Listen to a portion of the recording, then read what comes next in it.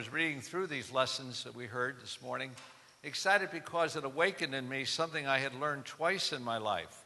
I need to learn most things twice, or 6 times, whatever.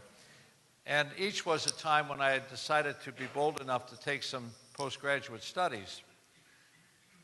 And the thing that I'd learned in both of my studies then and more recently was when they taught us about first theology and second theology. First theology is something that was coined by one of the great liturgists of our times, and he saw the difference that sometimes we miss. And the difference is that first theology is what the church experienced when it first gathered together, when it first began to do this in memory of him. We don't know that there were any rubrical directions about how to celebrate this new way of remembering. There was no indication even who was celebrating the Mass, as we now call it. But it was what they experienced every time they did that. That sense of Christ's presence, that sense of their oneness with them, the oneness with each other. They knew that somehow they were into that new covenant, but yet to know what it was all about.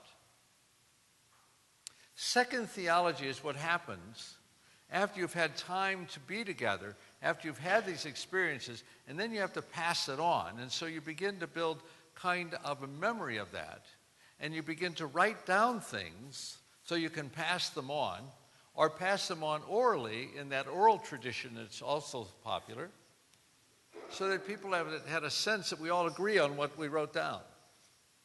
That this is our mind reflecting on our first experience. It's a little bit, it occurred to me this morning, it's a little bit like that movie 1776, when the Continental Congress is trying to write the Declaration of Independence, although they hadn't gotten to that point just yet. They were still arguing about how they were going to become a nation. And that meant they had to agree on certain things, but they didn't agree on everything, and they had to keep talking and talking in the Congress and arguing and arguing. But when they came to the moment when Thomas Jefferson had finally put together the Declaration of Independence, about which they had constant corrections to make. Everybody wanted this in it and that in it, so when it got finished, it somehow represented us. Their first theology, if you'd call it, was when they began to gather and reflect on who they were becoming, and then they wrote it out. It wasn't perfect. It didn't say everything they wanted to say, but it was a beginning. First, our experiences. Second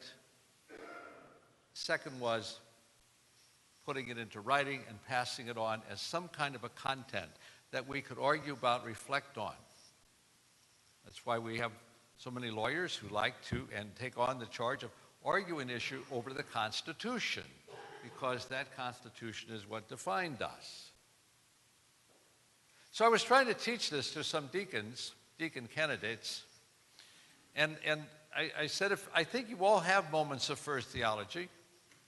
It's an experience you have that means a lot to you, and it has to do with faith. It has to do with the gospel in some remote way. But then it's gone. You've had the experience. You can't even remember how to write it down.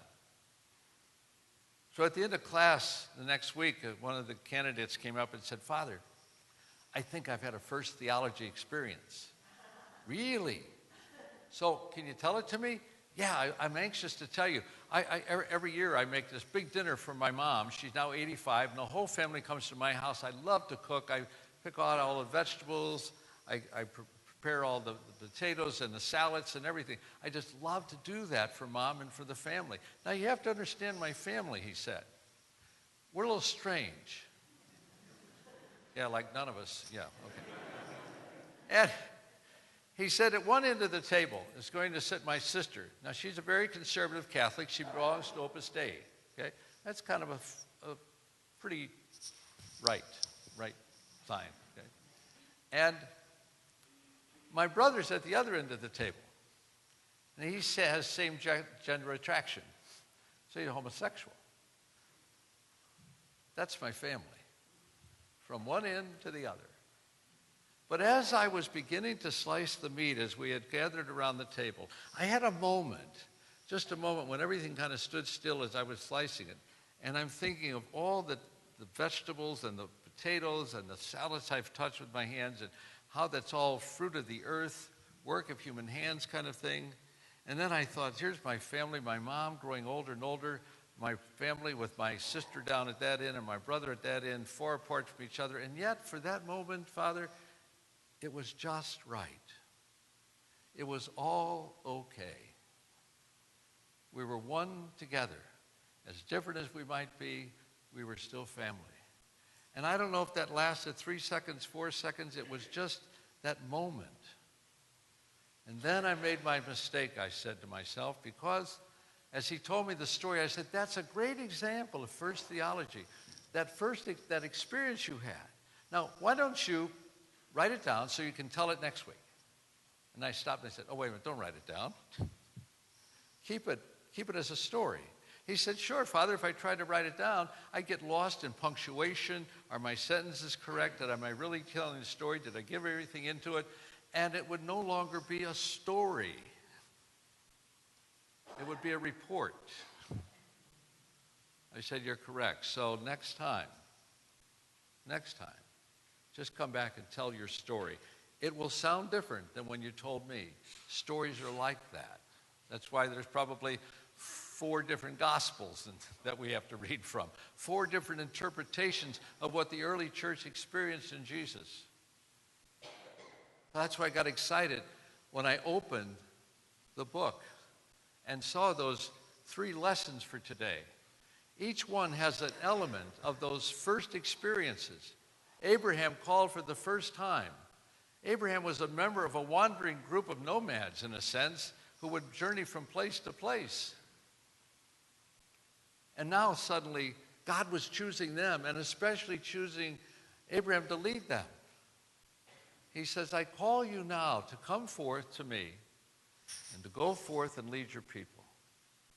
What kind of a moment must that have been for Abraham to hear that call and to be sent out? Ragtag group of people. First experience of being called to be some kind of service to their God. St. Paul, of all people, that moment he must have had when he, who knew the law and the rules and the rubrics, and he officiated to those, and he made sure everybody else did the right thing that was written down. But then on that road to Damascus, he had a very amazing moment when he was cast to the ground and blinded. And he hears a voice, he says, who are you, sir? And Jesus replies, I'm the one you've been persecuting. I identify with the church. I identify with all my disciples. If you persecute them, you're persecuting me. And so Paul had to be led by the hand away. This strong, wonderful leader of his own faith had a moment that transfigured him, transformed him into something new, and he would go off to spread that event and that moment even into the Gentile nation. The power of the Transfiguration. And then our 3 disciples, Peter, James, and John, on that mountain with Jesus, when suddenly his face is glowing, his garments are white as light, and Peter doesn't know what to say for this moment, so he wants to capture it. So borrowing that image of going through the 40 days in the desert, he said, let's build some tents. Let's make this at least permanent for a moment. Jesus, if you wish, I'll build 3 tents for all of you. Because there stood Elijah and there stood Moses, the prophet and the law, and Jesus. Because Jesus is the summation of it all, the oneness of it all. In this oneness moment, Peter wanted to capture that. He wanted to capture it. But a voice came over, basically just drowned it out Peter, and said, behold, my beloved Son, listen to him. And when they looked up, they saw only Jesus. And coming down the mountain, Jesus said to them, now don't tell anyone about this until you hear the rising from the dead. How would Peter pass the message on anyway? Would they even believe him if he could somehow capture in words what he had just experienced? What if he went down and said, this is what happened to Jesus? They'd say, Peter, you haven't been putting enough water in the wine. You know? You're not seeing straight. So he keeps it to himself, only to be told later, when that moment then had an even larger context to it. What we experience in our faith is very important. Not what we just learn about it, not just what we read in the catechism, or what the theologians, the second theologians, are telling us in the books they write. We have to share our experiences and treasure those experiences, and they come constantly around us. We've all had those moments that deacon had. It might be around your table. It might be when I'm distributing communion and I see all your separate faces coming down and think, behold the beauty of God's people. That's a great experience for me at that moment. I don't go and writing it down because it's going to reoccur again. And I may have those moments I've stood at this altar praying the Lord's Prayer and looking out at you and saying, these are all those who are saying, our Father, together. We have that Father in common.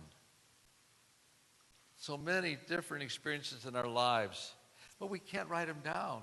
It's like going on a vacation. And you take all these snapshots with your camera or your little camera, your phone, whatever, and you take all these pictures and you run home and you get them all developed, or whatever you do with those things on the phone. I'm not sure. I think you just hold up your phone and say, this is our vacation. And you know how people look at your vacation pictures? Yeah, that's very nice. Oh, that's lovely. It has no life to it. It's just pretty pictures. But you've had an experience of standing at the Grand Canyon. You knew what it was like to begin whispering because it was so awesome, as they say. That we use that word because we don't know what words to use. But you let an artist stand at the Grand Canyon and put up an easel. And as that artist begins to paint and produces a picture that out west in the Cowboy Art Museum, pictures are longer than this reach. And they allow you to sense what it's like to stand on the Grand Canyon because they brought it in. It was their experiences they were painting. And you can identify with those. And so I said, that's so gorgeous. I'd love to have that picture. It's only $3,000. Never mind. I'll go back to the canyon. That's what happens to us.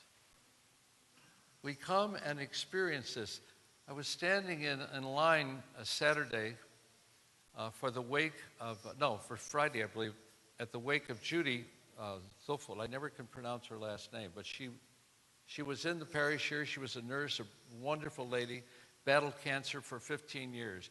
The couple behind me in the line said, excuse us, but we think we know you. I turned around and we got introduced, and I think they had been parishioners, perhaps at this parish, but Judy and this couple had decided some years ago to join St. Vincent de Paul Parish downtown. And they were trying to explain to me what that was like. They said, Father, you go there, that's what a church is supposed to be. They're not saying, oh, Father's got all great homilies and the music's wonderful. They said, that's what church is supposed to be. And that's our experience, and we go back, we drive miles to go there because it feeds us, it nourishes us. We have good experiences. And I thought, gee, I wonder if I know any other church like that. Wow. Oh, maybe Mary Mother. Don't you sometimes feel that? Don't people say that about us? They say, we came and one guy said I got hugged 3 times before I got to the pew. I said, Gary was on duty that day.